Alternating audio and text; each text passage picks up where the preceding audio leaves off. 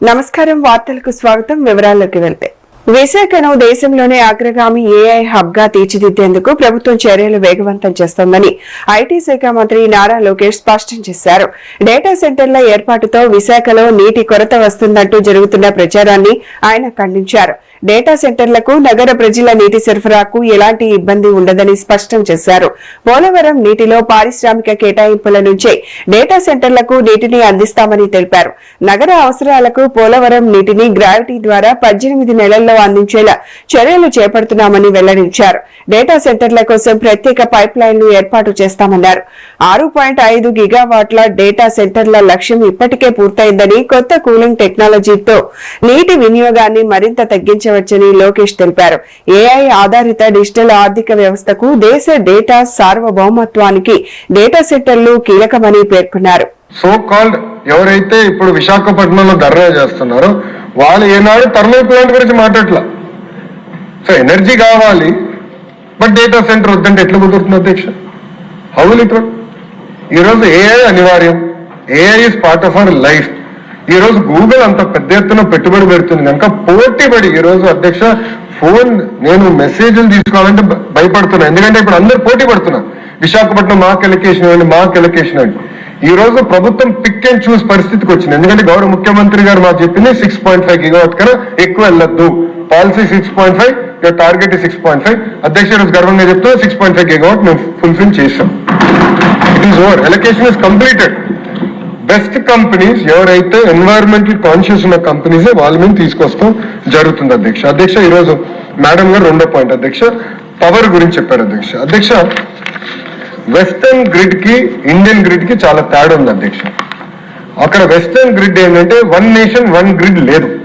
కానీ ఇండియాలో నరేంద్ర మోడీ గారి నాయకత్వంలో 1 నేషన్ 1 గ్రిడ్ వ్యవస్థ తీసుకొచ్చారు. అంటే నేను రాయలసీమలో ఎనర్జీ రెన్యూబుల్ ఎనర్జీ ఉత్పత్తి చేసి అది ఆల్రెడీ నార్త్ ఇండియా కూడా నేను పంపించగలుగుతా సిటియు కనెక్టివిటీ వల్ల అధ్యక్ష.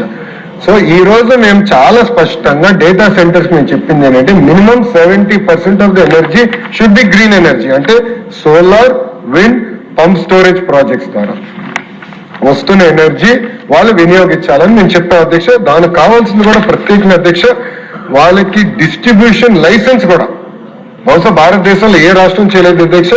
గౌరవ మంత్రి గారి నాయకత్వంలో, గొట్పాటి రవి గారి నాయకత్వంలో అధ్యక్ష ప్రత్యేకంగా డిస్ట్రిబ్యూషన్ లైసెన్స్ కూడా నేను ఇచ్చా అధ్యక్ష for this particular purpose. So energy విషయంలో ఎలాంటి ఎన్హాన్స్మెంట్ ఉండదు.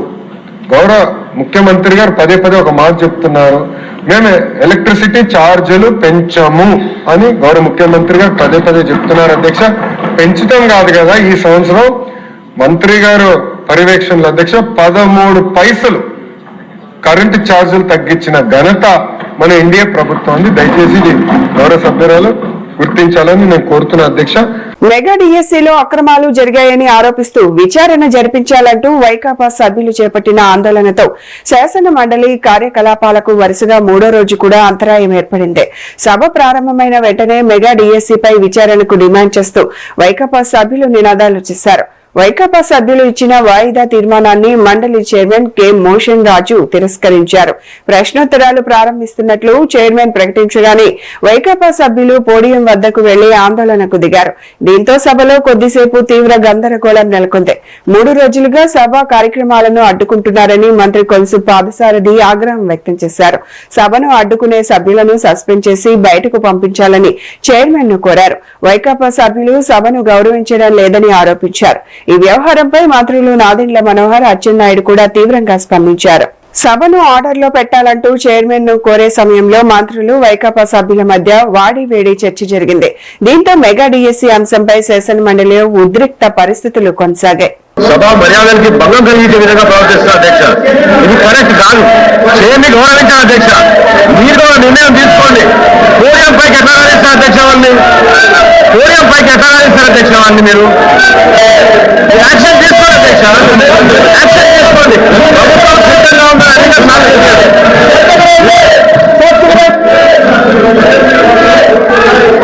మనోహర్ గారు, మీరు మంత్రి గారు, స్పీకర్ గా కూడా చేసుకున్నారు. మీరు పదే మీరు సభ ఆర్డర్లు పెట్టమంటే చర్యలు తీసుకోమన్నప్పుడు చర్యలు తీసుకోవడానికి దానికి ఏం ప్రొసీజర్ ఉందో ఫాలో అవ్వండి.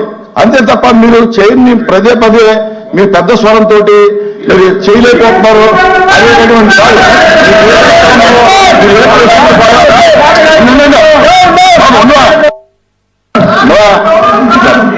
మీరు మీకు అన్ని రూల్స్ తెలుసు, ఏం చర్యలు తీసుకోవాలో ఎలా చర్యలు తీసుకోవాలో ఆ ప్రొసీజర్ అంటే మీకు తెలుసు, అది మీరు ఫాలో అవ్వండి. నాకు అభ్యంతరం లేదే. అధ్యక్ష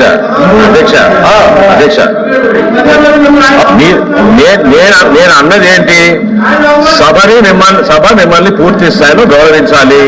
సభ్యులు ఆ విధంగా పోడియం పైకి వచ్చి మీ ముందు మీ టేబుల్ని కొట్టి రికార్డు ప్రదర్శించడం అది సబబు కాదు. వాళ్ళని కిందకి రమ్మనండి. మీరు చెప్పాల్సింది వాళ్ళ కింద రమ్మని. అది ప్రొసీజర్. మేము మీకు అన్ని అధికారాలు ఉన్నాయి. సభ సాంప్రదాయంగా జరగాలి. ప్రతిరోజు కూడా సభ్యులందరూ మీ చుట్టూ ఊగి ఈ రకంగా చేయడం మంచి విధానం కాదు. అధ్యక్ష తమరు గత ప్రభుత్వంలో కూడా చైర్మన్ గా మీరు వ్యవహరించారు. అధ్యక్ష చైర్మన్ గా వ్యవహరించేటప్పుడు ఇక్కడ ఒక రెడ్ లైన్ కూడా గీశారు. అధ్యక్ష రెడ్ లైన్ గీసి ఎవరైనా అపోజిషన్ సభ్యులు రెడ్ లైన్ గీసి లోపలికి వస్తే ఇమీడియట్ గా సస్పెండ్ చేసేవారు. అధ్యక్ష ఈ రోజు మీరు సస్పెండ్ చేయమని చెప్పడం లేదు. మీరు ప్రతిరోజు ఇదే జరుగుతున్నప్పుడు ఫుల్ పవర్స్ మీకు ఉండేటప్పుడు మీరు యాక్షన్ తీసుకోండి.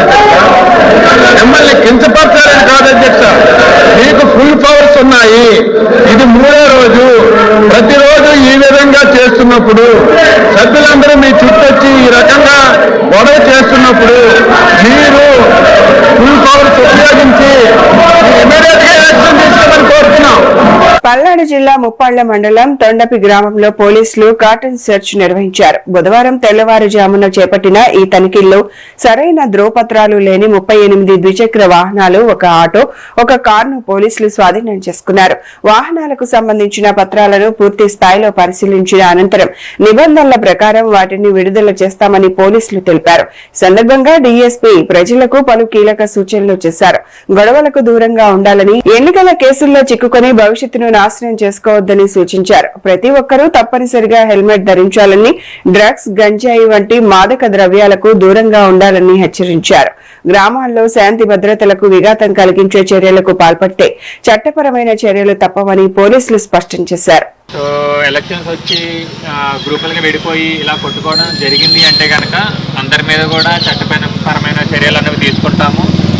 లీడ్స్ అనేవి ఓపెన్ చేస్తాము. సో మీరు మాకు ప్రాబ్లమేటిక్గా అనిపించారు అంటే కనుక ఎలక్షన్స్ టైంలో మీరందరూ కూడా స్టేషన్లోనే ఉంటారు. అదేవిధంగా ఊరు నుంచి పంపించేయడం లేదా జిల్లా బహిష్కరణ ఇవన్నీ కూడా చేస్తాము. కాబట్టి అనవసరమైన గొడవల్లోకి ఎవరో కూడా తలదూర్చొద్దు. సో మేము చెప్పేది ఏంటంటే మీ కుటుంబాన్ని, మీ పిల్లల్ని బాగా చూసుకోండి, మీ కుటుంబ విషయాలు చూసుకోండి. అంతేగాని ఊర్లో సంగతులు, ఊర్లో గొడవలు ప్రతి దాంట్లో తలదూర్చి అనవసరంగా మీరు ఇబ్బందులు పాలవ్వద్దు, మమ్మల్ని ఎక్కువ కష్టపెట్టద్దు. సో ఆల్రెడీ ఇక్కడ పికెట్ అనేది వేసాం. సో ఇలాంటి గొడవలు మళ్ళీ జరుగుతున్నాయి అంటే కనుక ప్రతిరోజు మా ఫోర్స్ అంతా ఇక్కడే ఉంటుంది. సో ఇలాంటి పరిస్థితులు మీరు తెచ్చుకోవద్దు. కాబట్టి అందరూ కూడా చాలా జాగ్రత్తగా ఉండండి. మీకు ఏదైనా ఇష్యూస్ ఉన్నాయి, మీ మధ్య ఏమైనా గొడవలు ఉన్నాయి అంటే కనుక ఎస్ఐ గారు ఉన్నారు, సిఏ గారు ఉన్నారు, వాళ్ళ దృష్టికి తీసుకురండి. అంతేగాని మీలో మీరు గొడవపడి మీలో మీరు కొట్టుకోవడాలు గట్రా చేయొద్దు. సో తాగేసి రోడ్డు మీద తిరిగి రోడ్డు మీద తిట్టుకుంటూ ఇలాంటివి చేయొద్దు. ఇప్పుడు అందరి దగ్గర కూడా ఫోన్ ఉంది, వీడియో రికార్డింగ్స్ చేస్తున్నారు. సో ఆ వీడియో రికార్డింగ్ చూసి ఎవరెవరైతే ఇన్వాల్వ్ అయ్యి ఉన్నారో అందరి మీద కూడా కేసులు అనేవి పెడతాము. సో ఆల్రెడీ మొన్న గొడవ మీద ఎంత ₹1,00,000, సో ₹1,00,000 బైండ్ ఓవర్ అనేది చేశాము. సో ఆల్రెడీ బైండ్ ఓవర్ ఉండి కూడా ఇలాంటి తప్పులు ఏమైనా చేశారు అంటే కనుక ఇది బైండ్ ఓవర్ బ్రీచ్ కిందకు వస్తుంది. ₹1,00,000 మీరే పే చేసుకోవాలి. పల్నాడు జిల్లా రాజపాలెం మండలంలో భారీ చోరీ కలకలం రేపింది. పెద్ద నమలపురం గ్రామంలో తాళం వేసి ఉన్న ఇంటిని టార్గెట్ చేసిన దుండగులు భారీగా బంగారు ఆభరణాలు, నగదును అపహరించారు. కంగనపాటి అరుణ అనే 55 ఏళ్ల మహిళ ఇంటికి తాళం వేసి ఉండటాన్ని గమనించిన దొంగలు ఇంట్లోకి చొరబడి 15 సవర్ల బంగారు ఆభరణాలతో పాటు 4 లక్షల నగదును ఎత్తుకెళ్లినట్లు తెలుస్తోంది. చోరీ విషయాన్ని గుర్తించిన బాధితురాలు పోలీసులకు ఫిర్యాదు చేశారు. సమాచారం అందుకున్న Sattenapalli DSP Krishna Chaitanya, Sattenapalli rural CI Kiran, Rajapalem SI Manikrishna ఘటనా స్థలానికి చేరుకొని పరిశీలించారు. క్లూస్ టీమ్, డాగ్ స్క్వాడ్ సాయంతో పోలీసులు ఆధారాలను సేకరిస్తున్నారు. చోరీకి పాల్పడిన దుండగుల కోసం పోలీసులు గాలింపు చర్యలు చేపట్టారు. ఈ ఘటనకు సంబంధించి పూర్తి వివరాలు తెలియాల్సి ఉంది.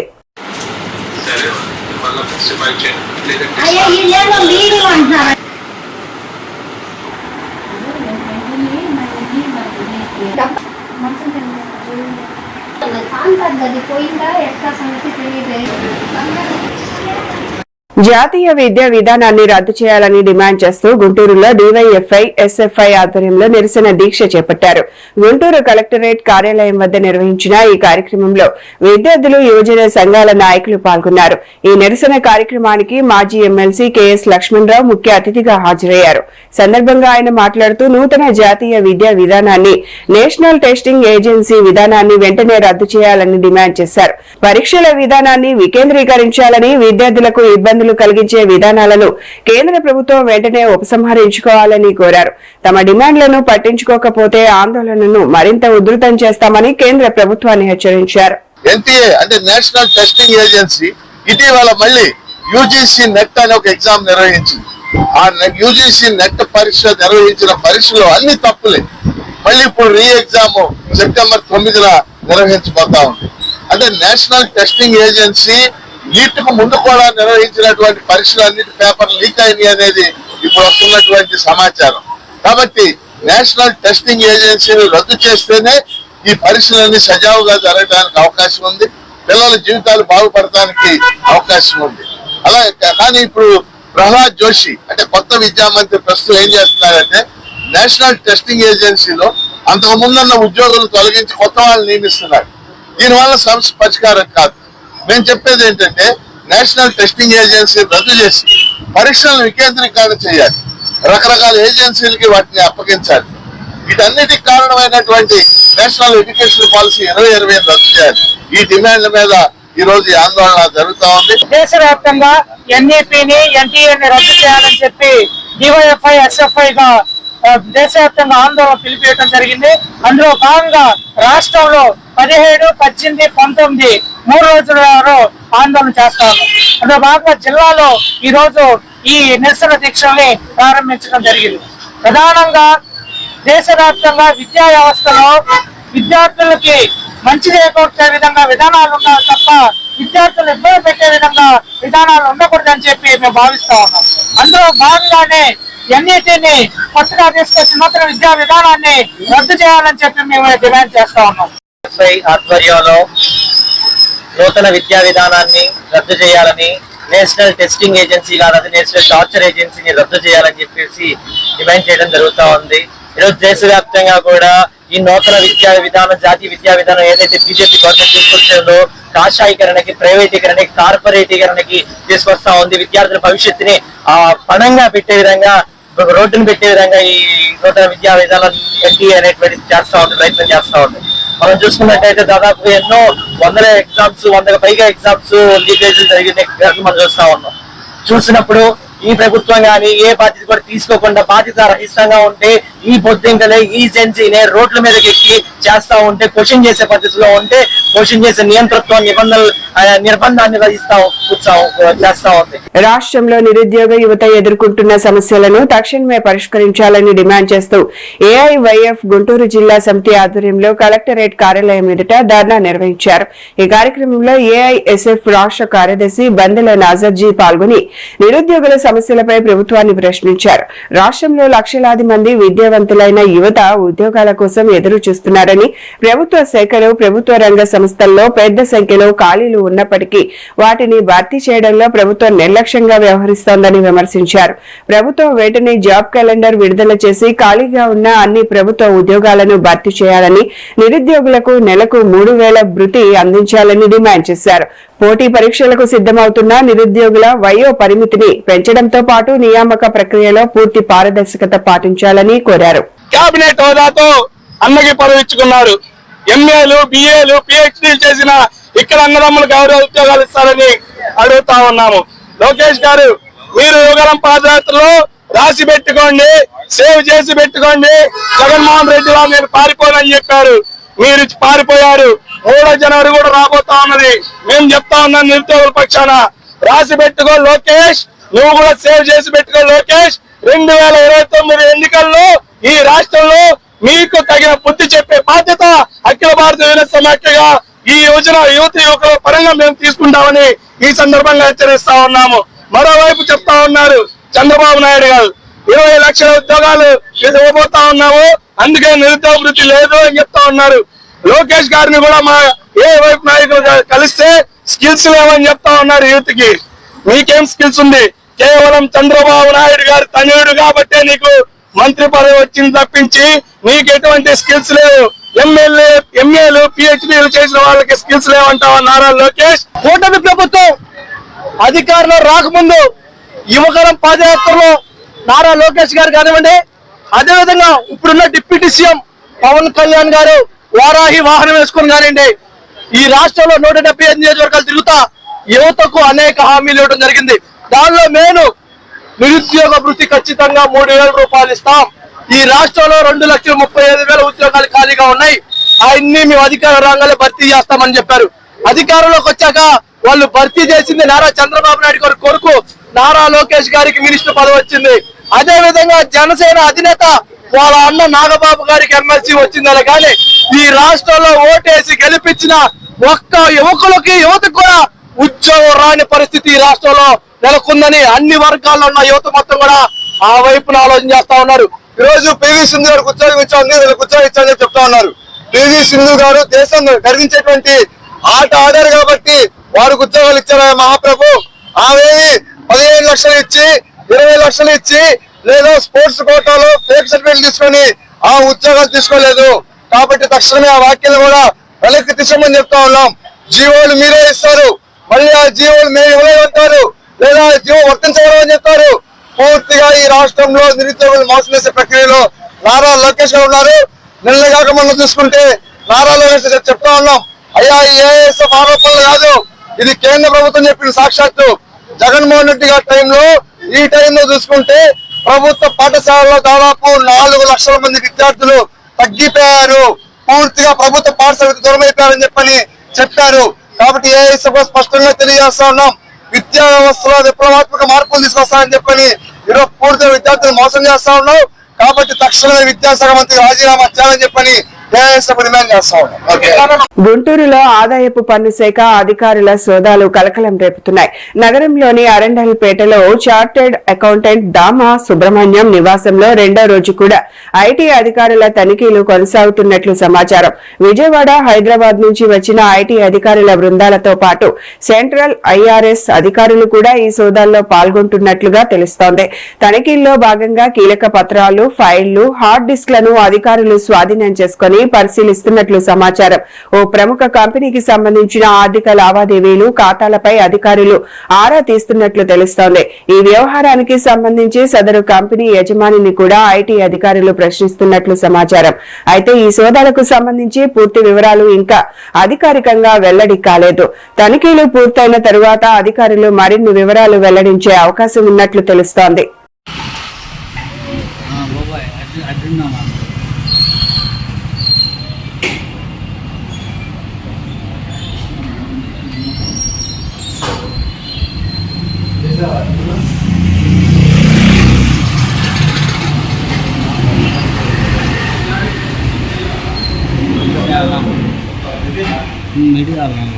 మీడియా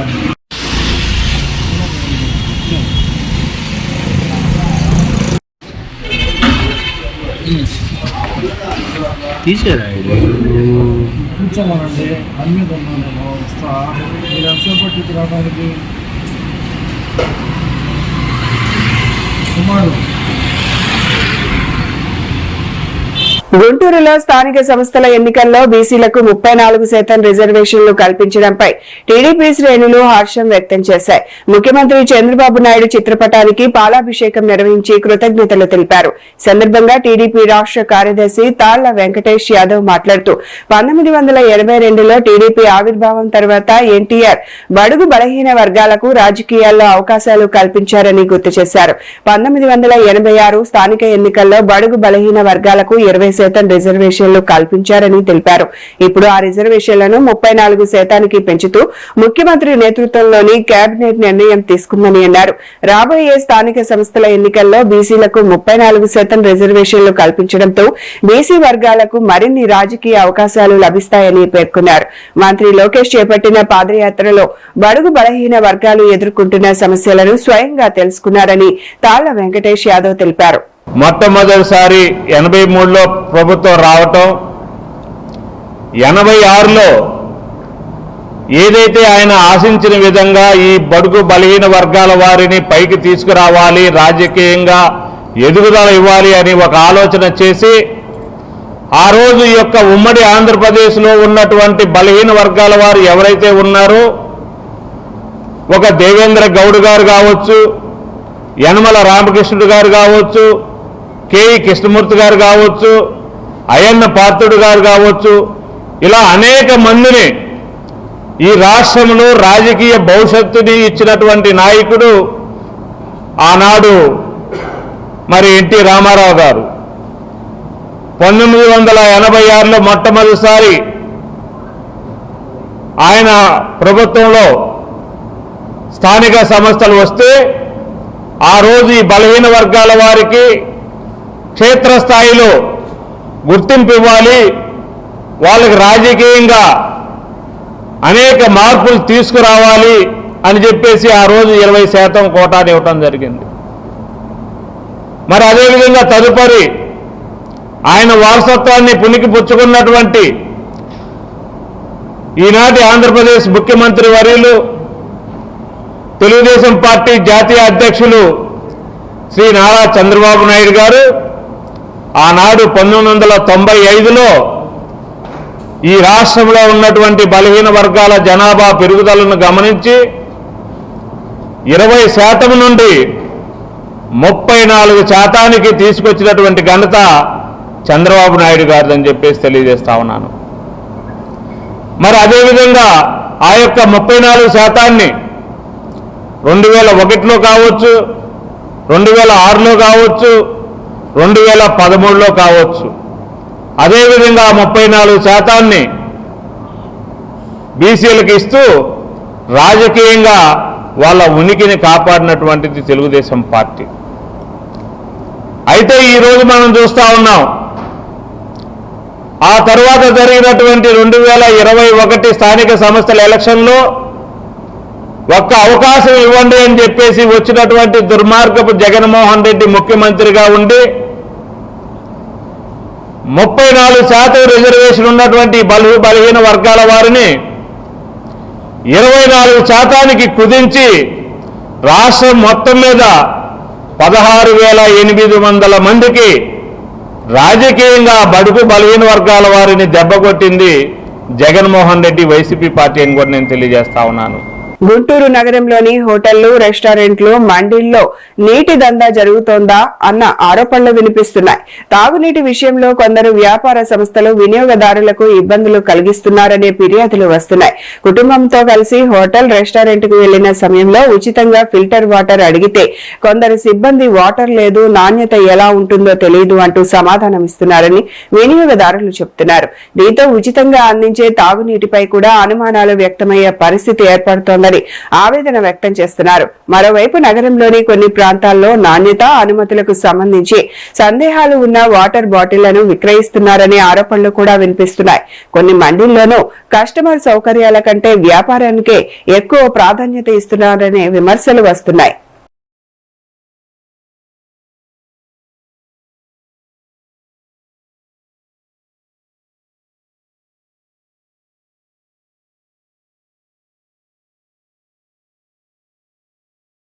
గుంటూరు జిల్లా వట్టిచెరుకూరు మండలంలోని ఊర చెరువు అభివృద్ధి పనులను జిల్లా కలెక్టర్ సీఎం సాయికాంత్ వర్మ బుధవారం పరిశీలించారు. ప్రతి ఒక్కరికి నీరు అనే లక్ష్యంతో ప్రధానమంత్రి కృషి సంచయ్ యోజన కింద చెరువు అభివృద్ధి పనులకు 50 లక్షలు మంజూరు చేసినట్లు కలెక్టర్ తెలిపారు.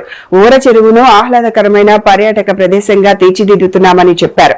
చిన్నారుల కోసం ఆట పరికరాలు, పెద్దలు సేద తీరేందుకు బెంచీలు, గట్టు చుట్టూ మొక్కలు, వాకింగ్ ట్రాక్ తో పాటు జిమ్ పరికరాలు ఏర్పాటు చేయనున్నట్లు వెల్లడించారు. మొత్తంగా చెరువును చక్కటి పిక్నిక్ స్పాట్ తరహాలో అభివృద్ధి చేస్తున్నట్లు తెలిపారు. ఊర చెరువు చుట్టుపక్కల దాదాపు 100 ఎకరాల పరిధిలో చిన్న చిన్న చెరువులు ఉన్నాయని, ప్రధానంగా 14 ఎకరాలు, 7 ఎకరాల విస్తీర్ణంలో ఉన్న చెరువు భాగాలను అభివృద్ధి చేస్తున్నట్లు కలెక్టర్ వివరించారు. మరోవైపు అప్పాపురం ఛానల్ నుంచి గ్రావిటీ ద్వారా నిత్యం నీరు చెరువులోకి చేరడం ఈ చెరువుకు అదనపు ప్రయోజనమని తెలిపారు.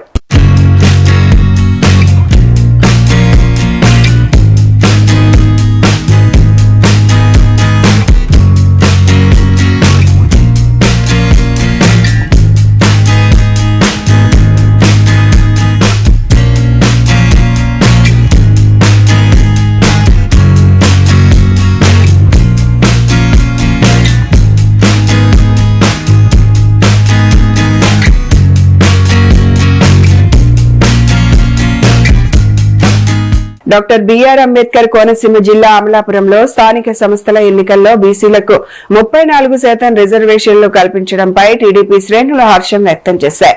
ఉమ్మడి జిల్లా డీసీఎంఎస్ చైర్మన్ పెచ్చేటి చంద్రమౌళి ఆధ్వర్యంలో ఆయన స్వగృహంలో మీడియా సమావేశం నిర్వహించి ముఖ్యమంత్రి చంద్రబాబు నాయుడు చిత్రపటానికి పాలాభిషేకం చేశారు. బీసీలకు ఎన్నికల్లో 34% రిజర్వేషన్లు కల్పించిన కూటమి ప్రభుత్వానికి బీసీ నాయకులు కృతజ్ఞతలు తెలిపారు. సందర్భంగా పెచ్చేటి చంద్రమౌళి మాట్లాడుతూ గత వైసీపీ ప్రభుత్వం 24% రిజర్వేషన్లతో బీసీలకు తీవ్ర అన్యాయం చేసిందని ఆరోపించారు. చింతా శంకరమూర్తి మాట్లాడుతూ వైసీపీ పాలనలో బీసీలకు తీవ్ర అన్యాయం జరిగిందని ఆరోపించారు. బీసీల అభివృద్ధి కూటమి ప్రభుత్వంతోనే సాధ్యమవుతుందని అన్నారు. మరి ఆ రోజున చంద్రబాబు నాయుడు గారు కూటమి ప్రభుత్వం కూడా చెప్పింది, క్లియర్ గా ఎన్నికల మేనిఫెస్టోలో కూడా పెట్టడం జరిగింది.